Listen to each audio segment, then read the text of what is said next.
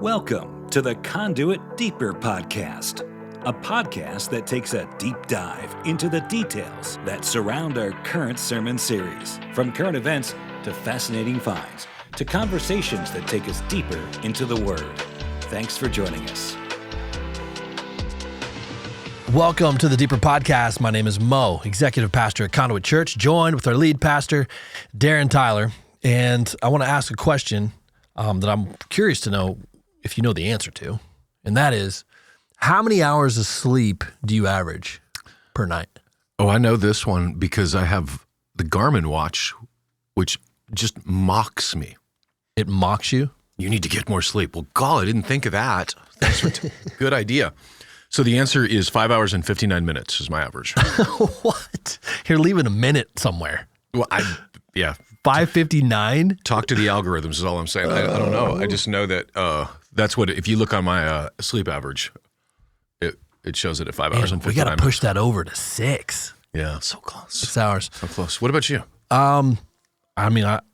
More than that. I'm definitely at the 8-hour mark. In bed for 8 or sleeping the entire 8? I'm sleeping 8 hours. Huh. I would say probably average probably more like 7.5. Yeah.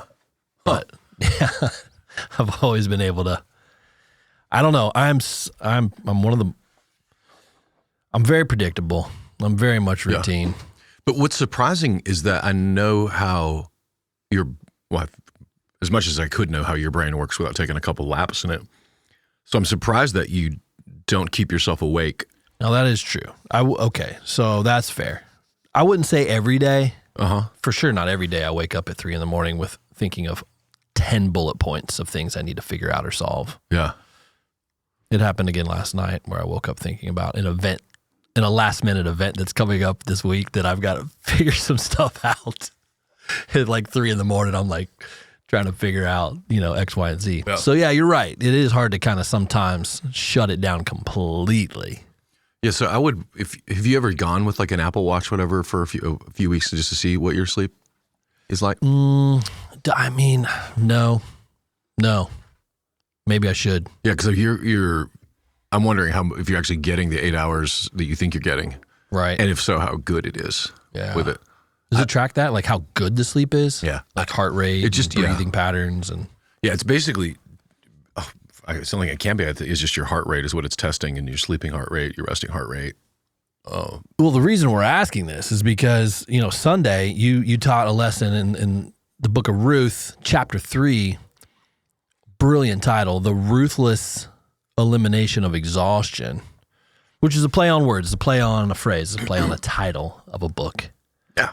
On a couple books, the book of Ruth and The Ruthless Elimination of Hurry by your good friend, John Mark Comer, pastor, author, speaker. Semi-retired from the pastorship now. Yeah, that's true. He's traveling, speaking. Seattle or Portland? I would get that mixed up. It was Portland. He lives in Southern California now, though. He's been there for. Does he really? Mm-hmm. I missed that one. Yeah, he moved there a couple of years ago.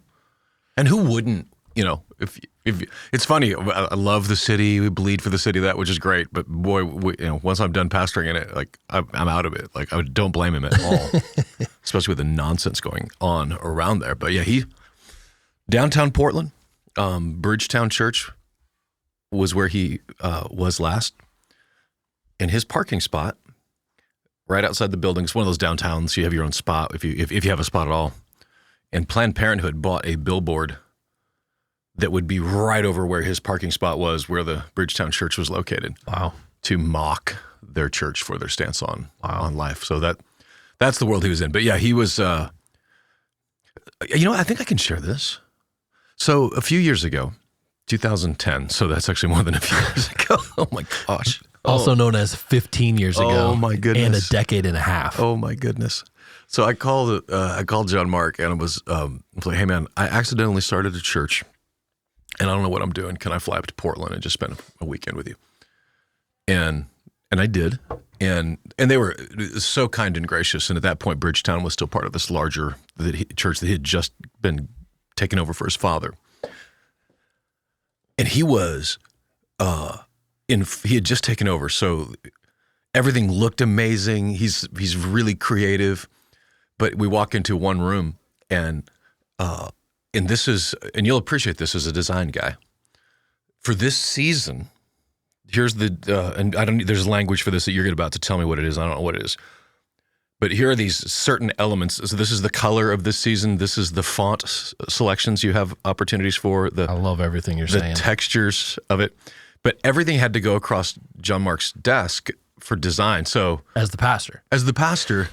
And I remember I said to him, bro, you are going to kill yourself trying to keep up with The micromanaging of all of it. Yeah. And by the way, it was it wasn't uncomfortable at all. Like he's just young, creative, and that was important to him. But think about like if, Hannah in preschool had to run everything across my desk for approval. So I'm going to annoy her, but I'm going to exhaust myself with that. And so, we had great conversations, and he was, bless his heart, he'd literally taken over a church that had like 5 campuses, thousands and thousands upon thousands of people. And he recognized the situation that he was in. I'm putting 100% now putting words in his mouth. So for what it's worth, Johnny Mark, if you ever see this, this is how I remember it, that he recognized it. And instead of allowing himself to sacrifice his life on the altar of ministry, he intentionally dismantled the machine. They all became separate campuses. So like Jose Zayas, was the church on the east side. And anyway. Decentralized all of it. Yeah, decentralized it. Dominic Dunn took over the main campus. And then John Mark took the hardest one. He took the downtown Portland one. Now, it fit his vibe. He could ride his his old lady bike, beach bike, around town with a little, I don't think it had the little bell, but that's the only thing it was missing was one of those ding, ding, ding, ding, with a little basket. But he took that one. But that was the Ruthless Elimination of Hurry book that he wrote, I think was, he came about it very honestly. And it wasn't like some guy just throwing out some ethereal ideas. He lived it out, and these were the patterns and the disciplines that he went through to figure that out. Yeah. The marketing degree in me really appreciates the brand identity portion. Right. And, I've in part of my role, I kind of oversee some of the creative direction here, but I can't imagine, like you're saying, like micromanaging every little graphic, every little flyer, every little everything coming through the lead pastor's desk, and how absolutely exhausting that would be to try to keep a hold of that. And so, obviously led him to a great book. If you haven't read the book, go pick up the book. Right. Yeah, it's been out for a few years now. Actually, I think he was still pastoring when he released it. I think he's got some tools online for that. Maybe even a study through that as well. But yeah, kind of the play on words is you took it from third chapter of Ruth, and it's this idea of busyness, exhaustion. You said a quote: "If the devil can't make you sin, he'll make you busy." Yeah, Corrie ten Boom. Corrie ten Boom. And you also referenced this article from Time Magazine that just talks about how we're more exhausted than ever. Yeah. I couldn't tell if it was about specifically to America or just the global population. So they didn't clarify, but when you read into it, it's a Western. The exhaustion epidemic that they identify is almost exclusively an American, some European, but mostly an American problem right now. Yeah. And it was talking about, this quiet quitting and the Great Resignation, which was spurred on by 2020. Yeah. Right. COVID. There was a tipping point there. Yeah. The thing that as I read through that piece, which is most pieces you read in legacy media, you kind of have to, I need to put their lens on to understand what they're saying.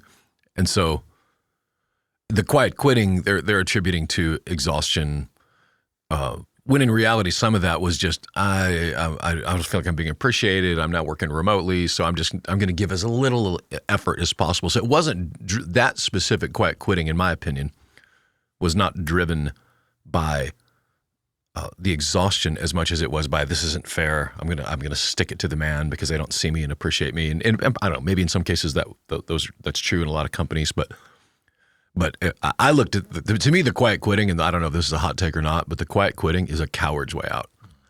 Just quit.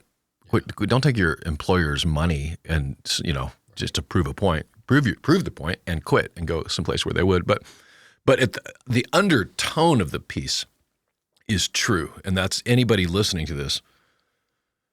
Well, if statistics are to be believed, somewhere around 70% of the people listening to our podcast feel tired 70% of the time. Like you just feel it. And it's not like a sleepy tired that they're identifying. It's an unsettled tired that our country specifically feels. And the irony is, right, I don't know if you've been mattress shopping. Like our country has made an industry out of just mattresses. Massive amount. Man, I just stumbled upon some of that. Do you have some of those? No, I just remember shopping for mattresses like 10 years ago and thinking, this is the worst experience of my life. I'm never going to do this again. Yeah. So when they talk about sleep aids for people to, what the changes they make to try to help them sleep, more than medications, 40% of sleep aids is finding a new mattress or pillow. In that particular market in 2019, so before 2020, that market, so sleep aids in general, 40% of this number was just from mattresses and pillows. $64 billion industry with a B. That's interesting. So, okay, back up. They're including mattresses as a sleep aid. Correct. What is the other? So what is that? 40% is mattresses? Mm-hmm. What is the other 60%? Medication, sleep apnea devices, which are on a tear in terms of increase of use. And then there's just a bucket called called other. Yeah. Sleep apnea device market in 2020 was $1.3 billion. And has increased $100 million year over year over the past 5 years. See, that's not surprising to me. Once insurance figures out a way to cover, or let me rephrase that, back up. Once the medical industry figures out a way to get insurance to cover something, and it's usually some sort of government intervention, then they can literally broaden the definition of this, and it becomes a huge money grab. So you go, and I know this firsthand because I went through this. And so they do quote a sleep study. Have you done one of these in your life? I have not. Okay, it's literally rigged because okay, if I'm sleeping like I sleep, what's Micah's phrase that he says? Everything's a scam. Everything's a scam. Okay, let me tell you, Producer Micah, that's his life motto. Yeah. Well, let me tell you, Micah. Here's a scam you didn't know existed. They say they put you in this little room, which feels like a hospital room. They hook wires up all over your head. Yeah. Like you're hooked up to Elon Musk. And then they say, and there's going to be cameras in this room. You're supposed to get a good night's sleep. And now go to sleep. And then, wow, what a shock. You slept terribly last night. You need a CPAP machine. Right. And yeah, it doesn't make any sense. Yeah. And for me, the main reason that I was using it was, I was waking my wife up, which meant I was spending a lot of time on the couch. I don't know how it goes in your house, but if I snore and wake her up, I go to the couch. If she snores and wakes me up, I go to the couch. So it's the unwritten rule of marriage. But I come home with, here, your insurance will cover this, and it's going to be like $2,000 for, which is something you can literally buy on Amazon. But and all I really need to do was lose weight. Yeah. Like I haven't used a CPAP in years. Now there are people, somebody on our staff, like people around us that, where there is it's like classic medical thing. There is a problem that exists that can be solved using this technology, but by redefining the actual malady, then we can expand it to just sell thousands and millions and now millions upon millions of CPAP machines to jokers like me who just needed to get on the treadmill. One of the largest, I'm going to have you guess what one of the largest sleep aid devices is. Technique. So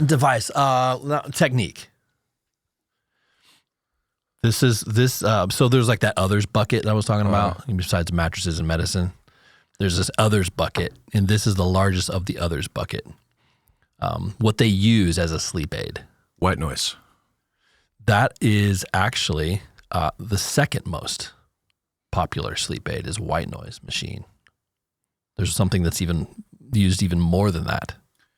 Okay, and it's a device, not a technique. It's a technique. Breathing, box breathing. No. Is that anywhere Not on the list. Losers. You do box breathing? It works. Yeah. Yeah. Oh, yeah. Yeah, I can fall asleep in about 3 minutes if I focus. Yeah, I've never fallen asleep in 3 minutes in any time in my life. Oh, I can. I mean, if I'm really focusing on the box breathing technique do it. and I'm dialed in and not thinking about anything else, and if I'm tired, I can usually fall asleep pretty quickly. So, techniques. I don't know. There's low hanging fruit here, man. Prayer. I don't know. Open a window. That helps people sleep? Yes, that's what it says. 21% of U.S. adults open a window and helps them fall asleep. Second to that, noise machine. So, okay, back up. Open a window in the winter or just... Says I open a window. need some more clarity. I know. We need a deep dive on the... My wife's grandparents, before they passed years ago now, lived in North Dakota. And every night, they would open their window about 2 inches. I mean, the snow drifts would be up to the base of the window. Zero, like it's no degrees outside, and they would open their window a couple inches in. Well, I mean, that's part of this study that says the colder the room, the better. You sleep better. Yeah. It's recommended to be below 70 or below Yeah. your room to get a good night's sleep. We bump ours to 68 at night specifically for sleeping There you purposes. go. Yeah. We use white noise, but the thing is, you kids out there, talk about this in your premarital counseling, by the way. Shannon and I coincidentally both grew up so dirt poor that we didn't have air conditioning, so we had box fans and Box stuff. fans, absolutely. So to this day, I cannot sleep without a fan. Yeah. That noise. And I didn't know it was a thing, like white noise. That's just how I just can't sleep. Yeah. When we did it, it was specifically for the breeze, but turns out the white noise keeps you from hearing the stuff outside. So yeah, we do something similar. $89 billion in sleep aid global market for 2025. They're predicting it doubling. They're predicting that number to double by 2030, which is speaking to a larger issue. Yeah. Right? Which is what we're talking about here, is this exhaustion. There's a societal exhaustion that's happening. Unsustainable lifestyles are mentioned, uncontrollable stressors, financial insecurity. All of this stuff gets thrown into this big pot of stew, and it's leaving people exhausted and tired and sleep deprived. yeah. Now synthesize this with chapter 3 of Ruth. Yeah, make all this make sense. Yeah. So with the sermon, obviously we've only got 30 minutes. I don't have a book I can't just sit and read the book. But one of the things that John Mark does that is really, really good is just give some practical advice. Like here's how this rolls out, like as a disciple of Jesus. And which is why I think it's a great book. There's lots of great books out there about that. But as I was thinking through this and praying through it, like, so the chapter 3 opens with Naomi saying, I need to find rest for you, Ruth.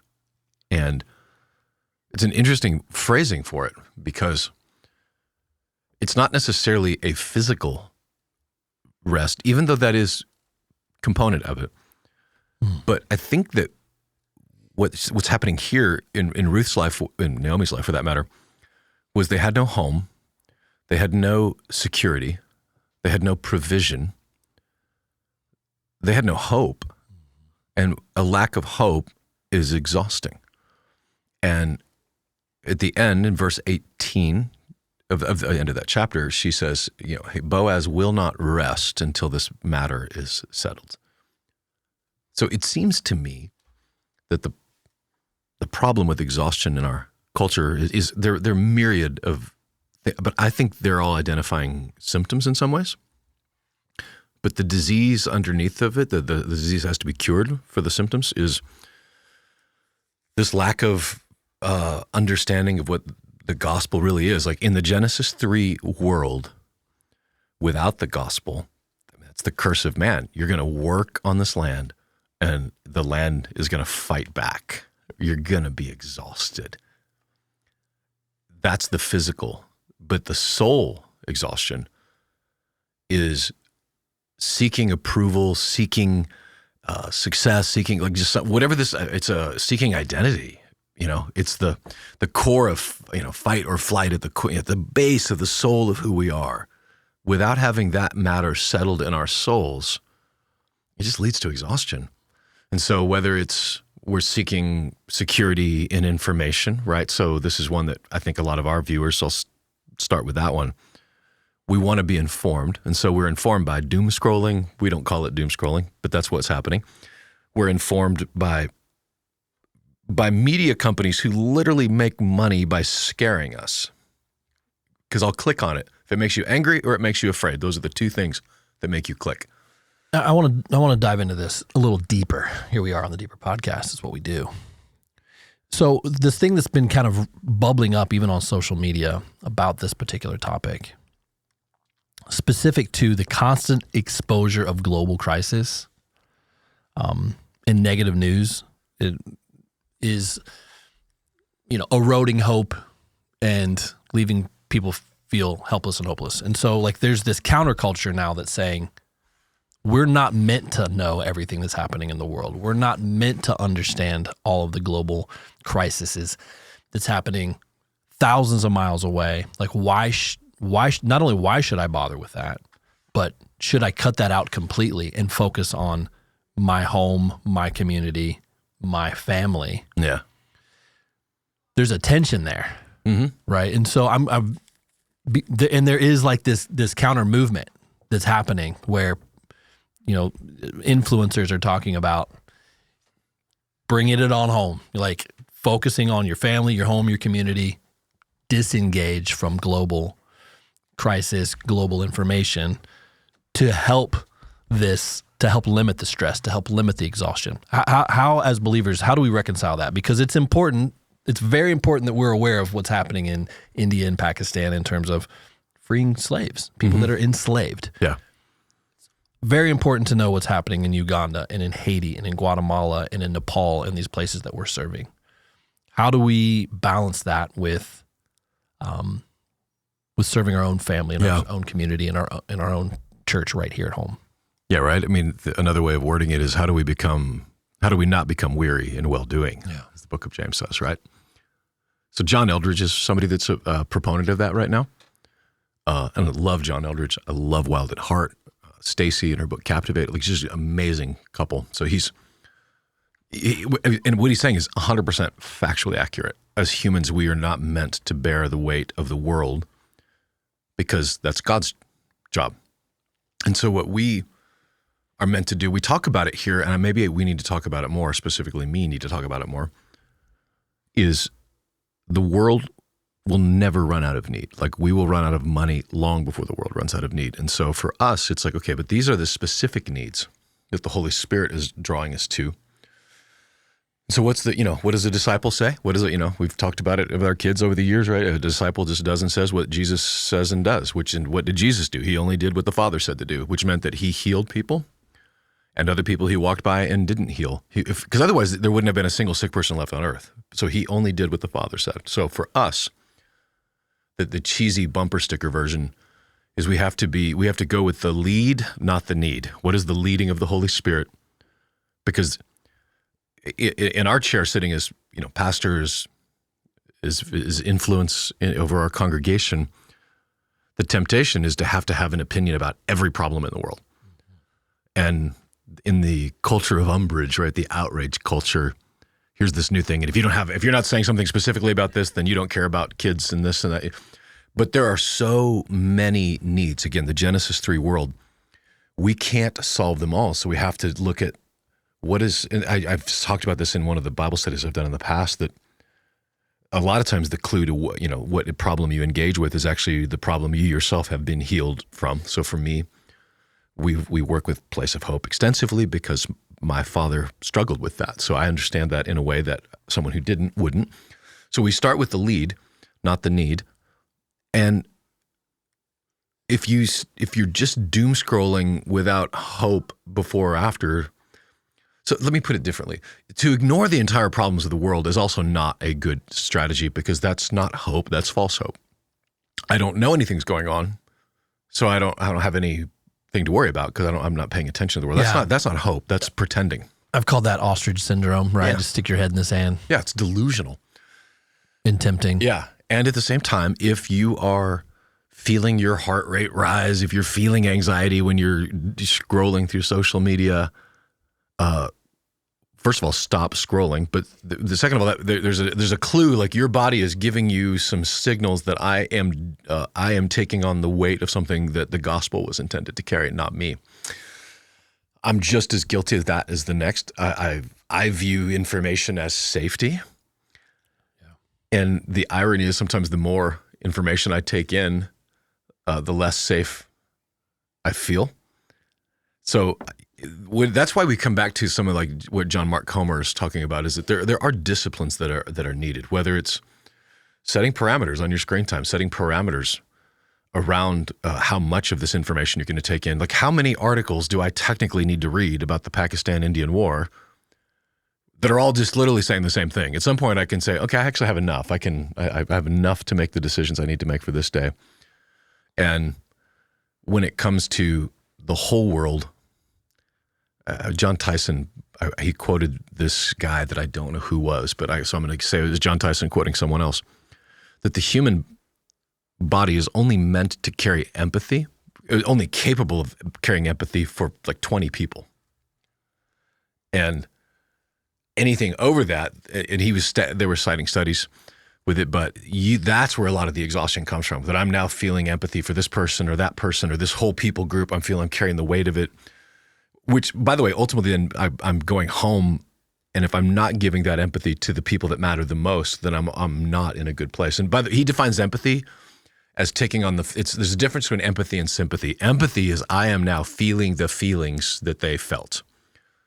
So one of the things that we see a lot right now in the church world is the bitter Twitter circles of, and by the way, they're pointing out some egregious behavior, some leaders, but to demand now that I feel the empathy for every victim is literally, my body isn't made to carry that empathy for them. I can feel sympathy for them, feel bad that it happened to them, but to now take on their feelings. It's a good distinction. So Brene Brown, somebody that has been quoted by lots and lots of people, including me about 10 years ago before I realized she was nuts. But the idea of empathy is a good thing for if I'm feeling the feelings that my wife is feeling, or if I'm feeling the feelings that my daughters or my son, I'm taking that on. But to take on the feelings of an entire people group in South Sudan, we're just not capable of it. So it will overwhelm us, and Jesus never asked us to do that. It's a really good distinction. That should be a really helpful tool for a lot of us. Any guesses on the average hours per day that the U.S. American spends online? Teenagers included? So just the average American. Okay, yes. so we'll say teenagers. I would say 5.36. 7 hours and 3 minutes a day. Gen Z. Holy Lord. So wait, 7 hours? 7 hours and 3 minutes a day is the average use of internet online. Now, to clarify, that probably includes Hulu. So what used to have been lumped in as television time, but I don't know that it matters. Well, it says 2024, the average daily time spent online by internet users. Yeah. In the U.S. is 7 hours and 3 minutes a day. For Gen Z specifically, screen time averages, any guess? Is it higher? It's got to be higher. It's higher.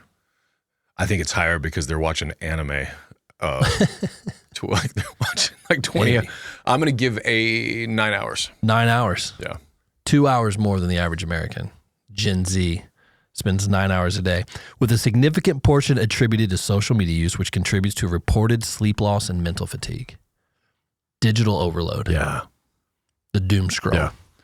So when I go back to the gospel, this is just as much for me. This is one of those topics that I hesitated to even tackle because I'm like, man, I don't want to stand here and pretend like I'm some kind of expert in this. I get 6 hours of sleep a night. By the way, 5 hours and 59 minutes. Sorry, yeah. Let's just keep it accurate. We got to find that extra minute. Yeah.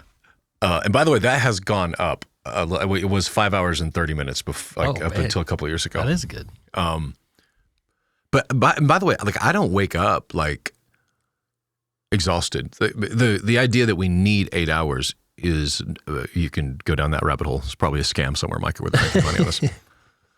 Right. Not every human needs 8. Some need more, some need less. There's a lot of biology, genetics in that. True. I've never slept that late. I've always been a morning person, always got up early. That said, there is a healthy amount, and I don't wake up tired with it. But on the other hand, my point is I'm not an expert on it, because I, again, will view information as security, and I will, I'll just waste time in the name of research and realize there's a part of me that's an unhealthy thing, because I'm trying to find safety in research. And so I go back to, okay, but where is the ultimate safety going to come from? Because now I know all of this stuff. What does it mean? And the answer can only be, that's why the gospel just matters so much, because if this wasn't true, and thank God it's true, I would be despondent, because when you've traveled as much as people like me travel, you see that this whole thing is being held up by the camel, or the straw on the camel's back. At some point, the whole thing could just fall apart, global Jenga. House of cards. Yeah. The idea that just one thing, we're just one Jenga thing away from the whole thing collapsing. So I have to go back to remind myself of that Jesus is on the throne, that we are in a season right now of harvest. He will return. He will take care of this. There is a kingdom coming that already is and yet to come. That's the rest that Ruth was being promised. It was, yes, I'm not going to have to glean for barley anymore. But that's the picture of the gospel in it. You put down the 65-pound bag of barley and let Boaz carry it from here on out. That's, to me, the barley that I was carrying was me trying to carry my own righteousness, which literally goes all the way back to, your earthly father, your earthly mother, trying to make sure that they love you, to please them, which then, now I'm trying to earn that same favor from God. And, God is just saying, no, you've already earned the favor, so you don't have to do that anymore. You still work. Work itself wasn't the curse. It was the results of the work that became the curse. So for us, it's like, especially if you're in head knowledge work, do the work. My boss, Charles Dorse, told me this about being a booking agent, and I've tried to apply it in my life, but he said, Darren, it's like you come in the morning, you're going to go whitewater rafting today. So you take your kayak off the car, you get in the river, you just hold on for dear life. And then at the end of the day, you put your kayak back up on top of the car and you go home, back to your life again. Yeah. And that did help me in the booking agent world, because at night, a lot, if you remember these days, there's a tour, it's canceling, this artist is canceling. So I'm literally staying up all night. What I'm really doing is I'm still in the river, I'm still in the kayak. At some point, you got to get out of the kayak and rest, which is a biblical rhythm as well. It's interesting that you mentioned empathy. I found this chart that showed how empathy changed by demographic before COVID and after COVID. Oh, interesting. Ooh, this makes me excited. My scalp is tingling. Speaking of data, right? See, that's so sad that I get excited about that. Empathy levels changed after the pandemic and are down across the board. That's not what I thought you were going to say. Wait, so down meaning people are feeling less empathy? Less empathetic. I wonder how they measure that. Before and after. So national average, empathy is down 14% in America, across the board. It's down to 19% in women. Only down 8% in men.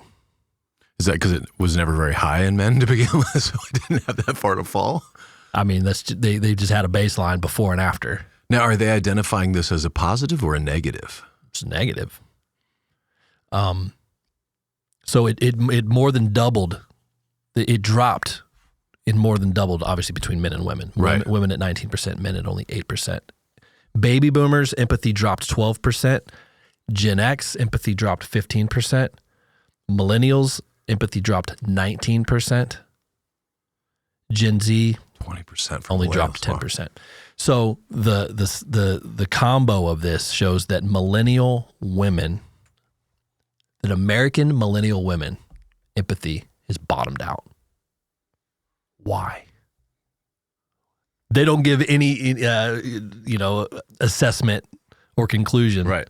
It's just an observation that millennial women in the U.S., their empathy levels That's interesting. are down 20%. See, that's really interesting. And I can say, I think that it might have something to do with that eventually you're so exhausted with being exhausted that I just don't care anymore. Like it's, in our world, we would call it donor fatigue, which is like Haiti is an example right now of that for us, for donor fatigue. Where's the hope in that? Like there's an entire nation being gutted right now by gangs and criminal elements. And if that's all we hear, then eventually like, it's not even, I'm not going to give any money to that. I just can't give my heart to that right now. Cause I don't have a wheelhouse for it. I can't do anything about it. So I don't know if there's something to that. Is it fair to say that Ruth was a millennial in the sense of like age? Age-wise? Was she a millennial woman? It's so funny. So Roughly 35 years old. Yeah. I would say that's a safe guess. Maybe younger. Honestly, probably younger, but still in that millennial, age bracket. It's interesting. I don't know. Pre-COVID, post-COVID, the empathy levels have fallen off across the board. I wonder how much of that has to do with because now everybody's online, right? And the online algorithms are also fed by fear and rage. Yeah. And so you end up now in these, it's like a giant game of Plinko, right? Like my little Plinko is now in this silo of the internet and their little Plinko is in this side. And it literally feels like there's alternate universes. Like when you start, if you find yourself in someone else's algorithm who like hardcore progressive, their algorithms are 100% different than what we're seeing out there. And so I'm maybe that's part of it now, because I'm no longer seeing other people's points of view. I'm only seeing my own or the hot takes, the echo chamber. Yeah. Yeah. It could very well be. And then Gen Z, this 2024 survey, so this is a new survey, shows that Gen Z loses sleep over social media driven pressures linked to feelings of inadequacy and anxiety. Yeah. And how could 93% of Gen Z, 93%, so I mean the overwhelming majority, lose sleep over what they're seeing on social media. And how could you not?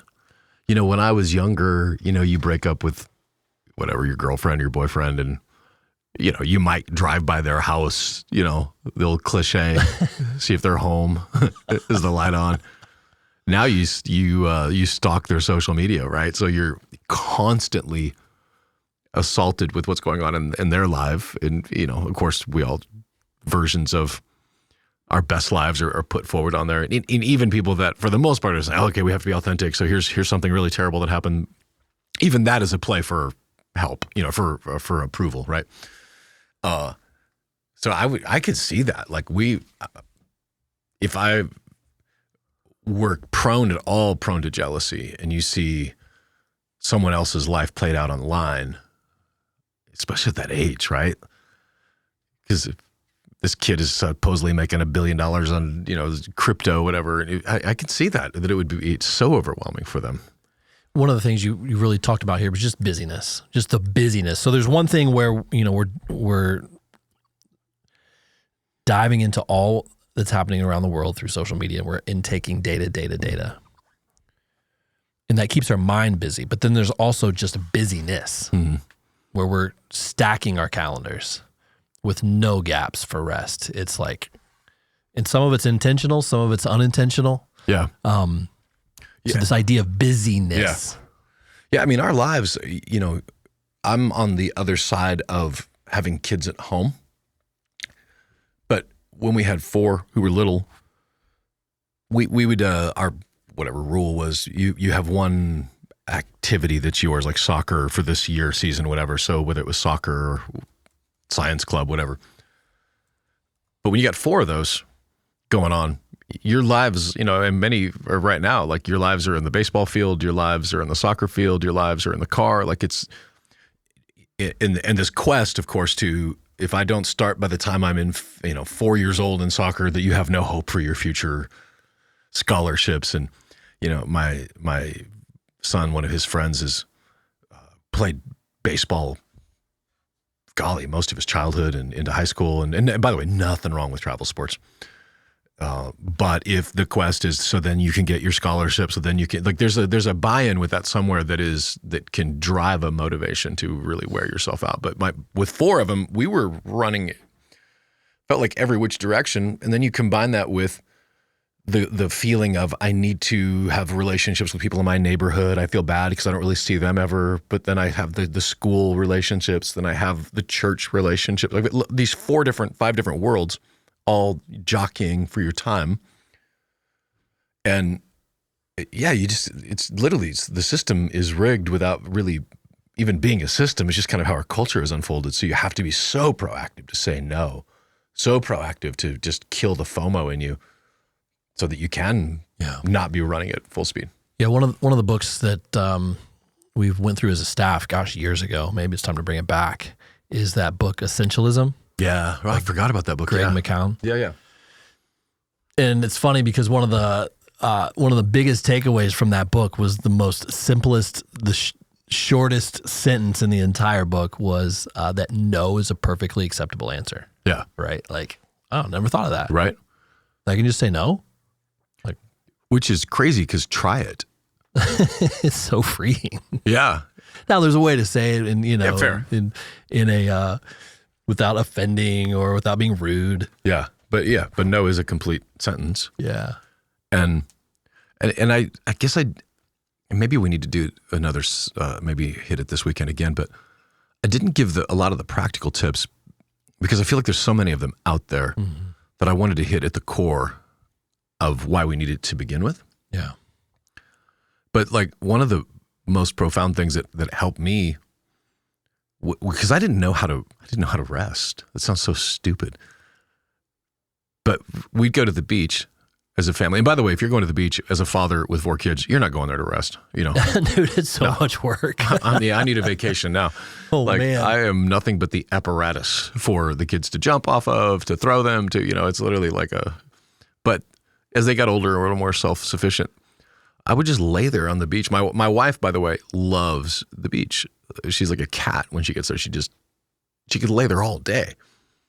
No other part of her life does that, how her life functions. Right. But that's what happens. And it would frustrate me, not for her, but that I couldn't rest. And I've shared it before, but 10 years ago, this elderly pastor from Oregon sitting on a boat in Montana said, if you work with your mind, you should rest with your hands. It was like, whoa, what? Say that again? Like, yeah. But what he was getting at was, and it's why fly fishing for me became clearly it's not for everybody, but you're fully engaged. There's actually a neuroscience behind even specifically fly fishing, opposed to even bass fishing, because both hands are fully engaged. Like I'm fully engaged with this activity, which means my mind has to be focused on just what's right in front of me. And I rested in ways that I've never done before. My wife works with her hands more than her mind. Like she is a get her done girl. So for her to sit on the beach, that's why she works with her hands. So she rests with her mind. So the opposite of me. So when I figured that out, like I've been looking at this on my calendar in August, like going to refuge with some guys to fly fish in Montana on an Indian reservation. And I'm just so excited about it because I know on that moment, I will forget what time it is for almost all day. And it's a glorious feeling for me. And nowhere else does that accomplish. So I don't know if that helps anybody. No, I think it's good advice. It definitely has been good advice for me to learn to rest with my hands in the sense of, like, I love yard work. I know it sounds counterproductive. A little bit. But I find rest in working in my yard because I don't know. It's like the one thing I have control over in my life is how straight my lines are when I mow. It's like, and how clean it is and how sharp it is. And like, it's my domain. Yeah. And I don't know, I'm able to just check out and by working on my yard. Now, when you're doing that, are you listening to podcasts? Yeah. Yeah. Yeah. I'm listening to podcasts, or honestly, like I just love listening to like a baseball game on the radio as I'm working. Yeah. So that's interesting because that's what the thing, a technique that I'm just now figuring out at 54 years old. So to me, mowing is not, of course, my lawn, whatever, doesn't need to have straight lines. But there's a beginning, a middle, and an end to it, where it seems like a lot of times our work, It's just Constant. a beginning and a whole lot of middle. It's the way that Jewish phrase that I think it was Rod Dreher. No, it was Scott Harrison. Do not be afraid of work that has no end. It's an old Jewish, like a Yiddish saying. Yeah.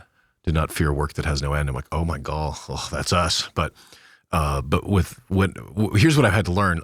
I still will listen to information when I'm mowing, but I've stopped doing information that is nothing other than entertaining. So Yes. like a novel or like an old Eric Larson, whatever. I just something that is not engaging.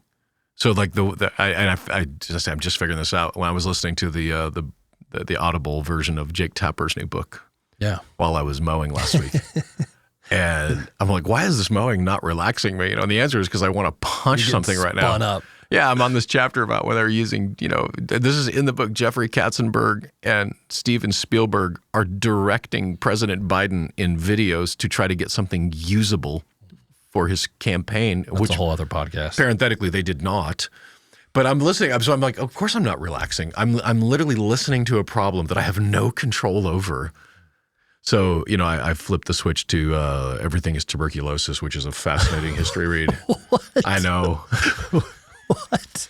That's what you pulled up is Everything is Tuberculosis. It was in the queue, man. Like the Adirondack chair, you know that? That was invented for people with tuberculosis. fun fact. The Adirondack chair, because they decided that the only cure for you was to sit still or lay still. It was complete horse crap. But they invented the Adirondack chair in, I want to say Colorado Springs. Yeah, you have more useful and useless facts than anyone I've ever met in my life. Useless for the most part. Like, when am I ever going to, like, what party is that going to impress anybody that the Adirondack chair was invented because of tuberculosis? Honestly, that's why I like flipping over and listening to our buddies on Blurry Creatures, right? Because it's like, it's so far-fetched. It's out there enough to where it's like, maybe. It's not a problem to solve. That's fair. It's just something to entertain, Yeah. And that's true. I probably should pick that up again. There was a while there, like, here's this dude talking to angels. I'm like, okay, I can't do this. Yeah. Like, he's not talking to angels. The guy, he needs help. Like, he doesn't need a podcast. He's an intervention. Need to get some medication into that guy. But that is, I could see that being a really good one.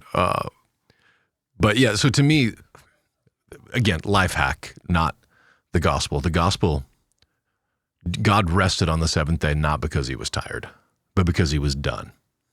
It's just that. Like, there has to be a done moment in your life. And when I think to whether it's my work, when I think about even sermon prep sometimes. Yeah. Whose pleasure am I really seeking? Whose, feelings about me am I really pursuing? You can prep it to death. Oh, and boy, do I. You do too. And for me, this is my life hack in this, is that if I'm keeping something in the sermon that is about impressing somebody and not impacting somebody, then that's a clue that I'm in the wrong place for it. Because even in that, then that means every week I got to come up with something new to impress everybody. Something new. I got to have something new that impresses everybody. And who am I trying to impress, and why am I trying to impress them? Going back, again, the layers deep of that is God is already impressed. God is already done. The idea that I'm justified, I don't have to justify my existence anymore because I'm justified, which doctrinally speaking means just as if I'd never sinned. Like, that's what it technically means. But the feelings that deals with me is then I don't have to justify my existence anymore because God did. And he justified my existence by saying that I mattered enough to send his only begotten son, that whosoever would believe in him, would have everlasting life. That's me, that's you.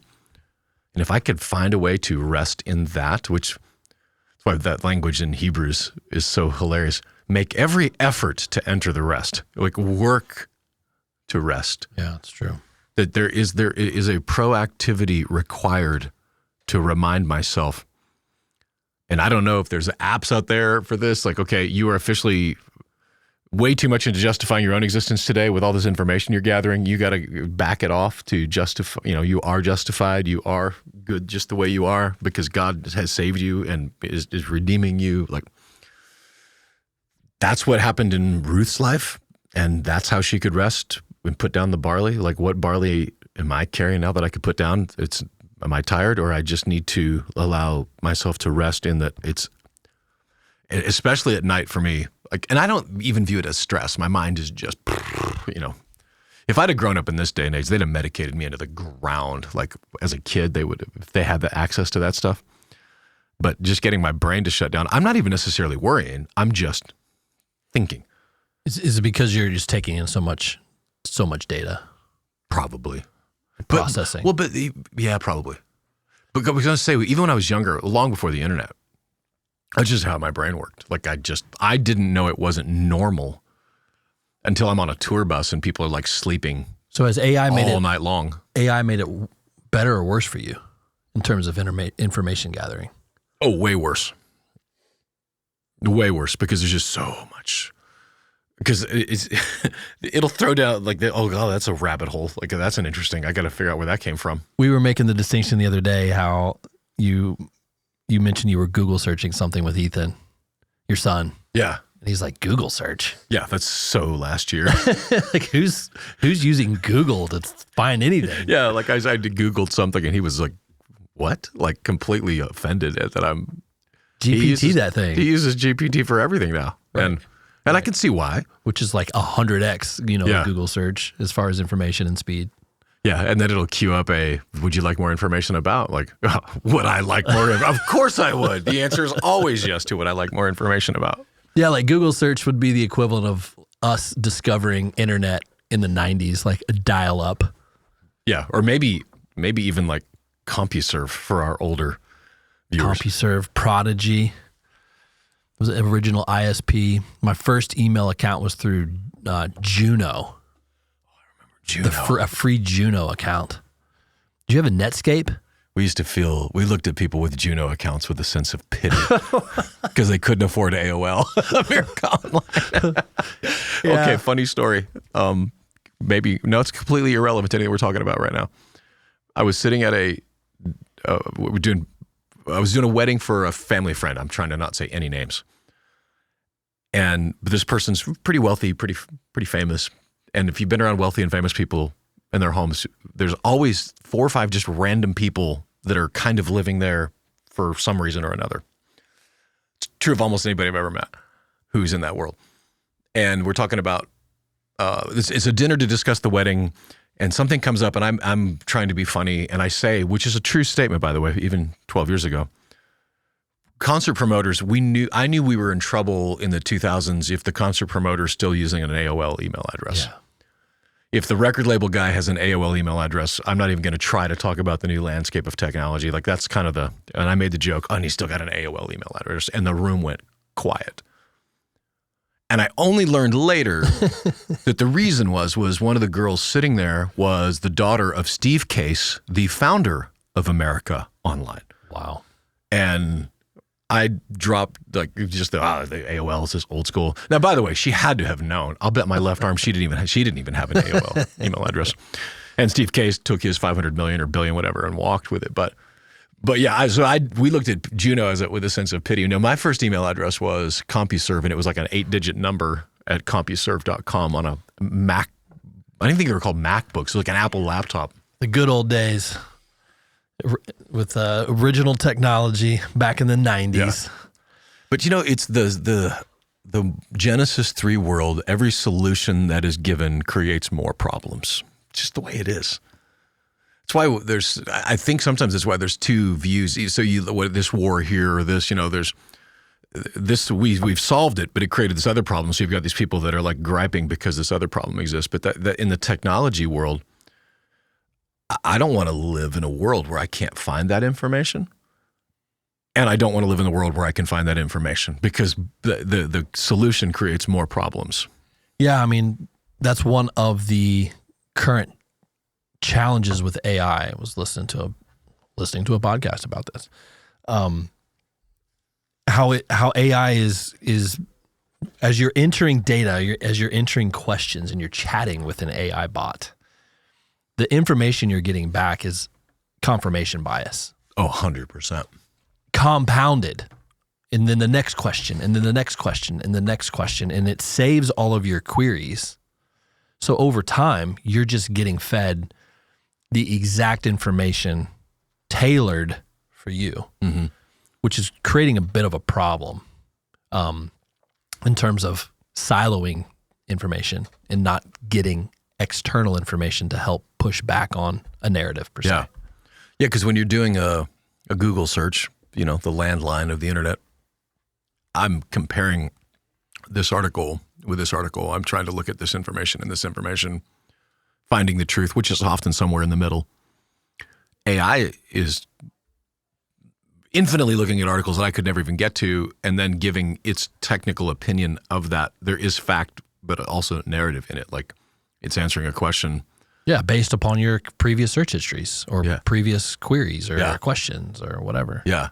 So whatever information, like it's learning me. So on the one hand, that's a great solution. So when I ask a question inside like a sermon prep, it's going to quote from theologians that I have referenced already in other queries. So in that case, that's great. I don't want them referencing Richard Rohr or Doug Padgett or some other left-wing nut job. I would rather it give me, the truth. But even in that, then I got to go, okay, but look, Timothy Keller's got this, narrative, and John MacArthur's got this narrative. Like, honestly, I would love to get a look at what the algorithm thinks I am theologically, because I will pull from different. We need to ask it actually. Jet streams. What would the question be? What would I ask it? Like, what theology do you think I am? Or what denomination? Yeah, just based upon previous requests. What describe my theology? I'd be curious to what it comes back to. Going to say I'm a heretic. But I think it's part of the exhaustion. Is I think technology is part of the exhaustion, right? Like we are chained to it. We are dependent upon it. It's coming at us at 100 miles an hour every single day. Anything we could possibly want to know, it's at our fingertips. And if it's not at our fingertips, it's being shoved towards us. Well, and I think that it's important to go back to that there are multiple possibilities that are causing the exhaustion. So going underneath of the surface is why it kind of matters to us, because there's a physiological thing. When I was 50 pounds overweight, I'm physically exhausted because I've got health issues. I'm eating terribly. So that's a possibility. It's always a possibility that I am overthinking everything. It's a possibility that you are genetically, that there's an illness involved with it. There's a possibility that you're just old. Like old people don't sleep so good. The older I get, the less I sleep. But figuring that out without figuring out the actual problem underneath of the problem, then I'm taking a Sudafed for a cold instead of dealing with the virus. I'm dealing with the symptom itself. So if I start with the virus, here's what ChatGPT says about me. I think you might have noted. Based on our conversations, I'd say theological perspective strongly leads evangelical. Oh, I don't know about that. With Reformed influences, that's kind of embarrassing. A high view of Scripture. You consistently ask for biblical exegesis, contextual understanding, and doctrinal clarity rooted in Scripture. Well, see, I wouldn't put Charles Stanley as this is it. They would say Charles Stanley is a Reformed voice. Interesting. That's not accurate. Tim Keller, John MacArthur, Michael Easley. Oh, Mike made it into my search. Oh, that's so cute. Good to hear Doc made the list. Biblical symbolism, typology, concerns for sound doctrine, missional and contemporary engagement. Interesting. You should then ask it to distill that down to, one sentence describing your theological stance. I've never done this. I feel like I'm learning the internet for the first time. It's like my grandma learning the internet. Okay, Grandpa Darren. You hold a theologically conservative evangelical stance with strong Reformed influences rooted in Scripture, attentive to cultural engagement, and oriented toward gospel-centered mission. Now type in, make shorter. Seriously. It'll make it shorter because that was wordy. Gospel-centered, Reformed-leaning evangelical with a high view of Scripture and cultural awareness. Okay, that's better. The Reformed influence is interesting, though, because we would not say we're Reformed. Oh, 100% not. No, so how did that get in there? Reformed people don't like me. That's a broad sweeping statement. Where's that? It's pulling that from something. Maybe some guys we're leaning on, or we're checking on, or we're referencing at times, but it's stuck that in there. Yeah, as part of the definition of your theology. It's interesting. I mean, it could simply be that when I'm doing searches, I'm looking for theologians' input on a specific topic, right? More so than the overarching theme of a message. I mean, I think. But now ask it, what denomination does this closest to represent? What denomination? Because you come from a little more of a charismatic. Which I guess when I think about, so yes, but I don't do a lot of Google searches about that stuff because I've spent a lot of time and energy on it and kind of have a grasp, at least where I stand theologically on it, 1 Corinthians 12, 13, 14. Yeah. The denomination that most closely represents a gospel-centered, reform-leaning evangelical high view of Scripture and cultural awareness is likely Acts 29 Network. Who, I swear I'm not making this up, I left at the altar. We were looking at back 15 years ago what network we would be a part of. Driscoll would be so proud. I know, right? We'll text old Mark. That's really funny. Although he wouldn't be now because he got kicked out of that one. Yeah. But and you said no to him, so yeah, because they were. That's interesting. I think they would have said no to me because they're the ones that told me that I was a compatibilist, and I didn't realize it wasn't a compliment. Was like, oh, thank you. I told my wife, this is a true story. She doesn't listen to this, so she's not going to know this. We were driving to the airport when she was going out of town last week. And I'm like, okay, I got your boarding pass, you're this, you're that, and I'm giving her all these instructions. And I said, you're like my passenger princess. You know that, right? And she said, oh, thank you. That's so sweet. That's not a compliment. But I took it I let her take it. Just let it ride. I just let it ride. I'm like, oh, my passenger princess. So anyway, at some point she's going to realize that I had insulted her and I wasn't complimenting her. But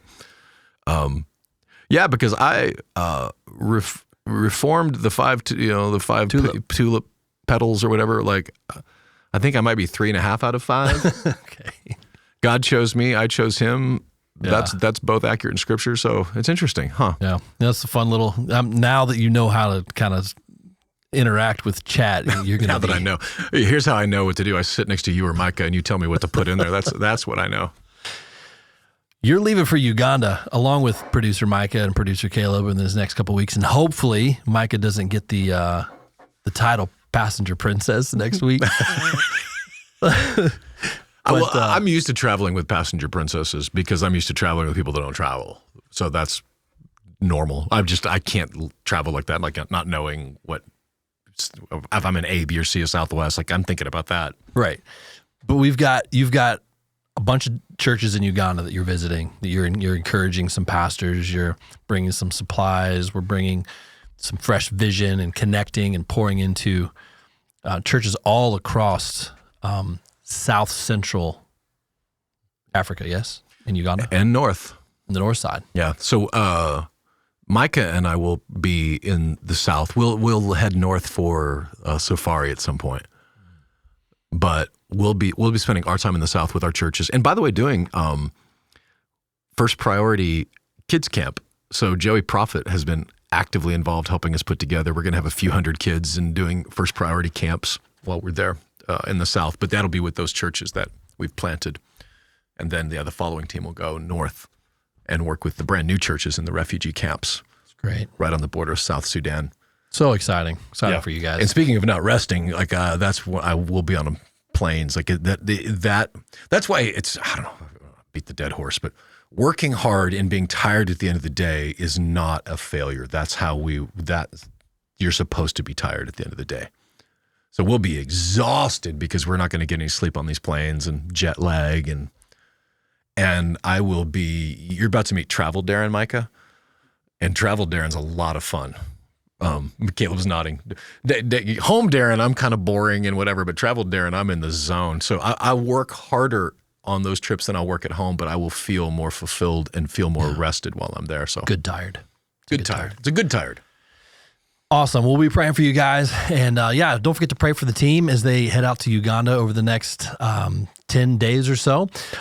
If you want to know more about what's actually happening there, go to conduitmission.org and learn about the different churches that we're supporting, different schools that we're supporting there as well.